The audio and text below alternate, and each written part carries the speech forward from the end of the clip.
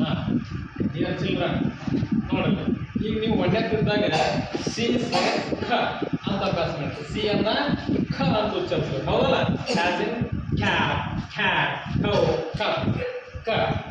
ಆದ್ರೆ ಸಿ ಐತಲ್ಲ, 2 types sounds ಅದಾವ, 2 ಥರ ಸೌಂಡ್ ಅದಾವ. ಹೆಂಗೆ ಇಲ್ಲಿ ನೋಡ್ರಿ, ಇಲ್ಲಿ ಸಿ ಐತಿ, ಈ ಕಿಟಿ ಅಕ್ಕೈತಿ. ಸಿ ಸೇಸ್ ಕ ಅಂದ್ರೆ ಅಲ್ಲ, ಅದಕ್ಕೆ ಇಲ್ಲಿ ಸ ಉಚ್ಚರಿಸ್ತೇವೆ. City, centre, cell, pencil. C ಸ, ಸಿ ಅಲ್ಲಿ ಸ ಅಂತ ಉಚ್ಚರಿಸ್ತೇವೆ. ಸಿ ಅಲ್ಲಿ ಯಾವಾಗ ಸ ಅಂತ ಉಚ್ಚರಿಸ್ಬೇಕಂದ್ರೆ ಆ ಸಿ ಮುಂದಿನ ಅಕ್ಷರ ನೋಡ್ಕೋಬೇಕು ನೀವು. ಅದರ ಮುಂದಿನ ಅಕ್ಷರ ಇ ಇದ್ರ, ಆ ಇದ್ರ, ವಾಯ್ ಇದ್ರ, ಅವಾಗ ನಾವಂದ್ರೆ ಸ ಅಂತ ಉಚ್ಚರಿಸ್ಬೇಕು. ಉಳಿದು ಎಲ್ಲ ಕಡೆ ಈ 3 ಅಕ್ಷರ ಬಿಟ್ಟು ಉಳಿದು ಇದ್ರ ಅವಾಗ ನಾವು ಅದನ್ನ ಕ ಅಂತ ಉಚ್ಚರಿಸ್ಬೇಕು. ಮೊದಲಿಲ್ಲ? ಓಕೆ.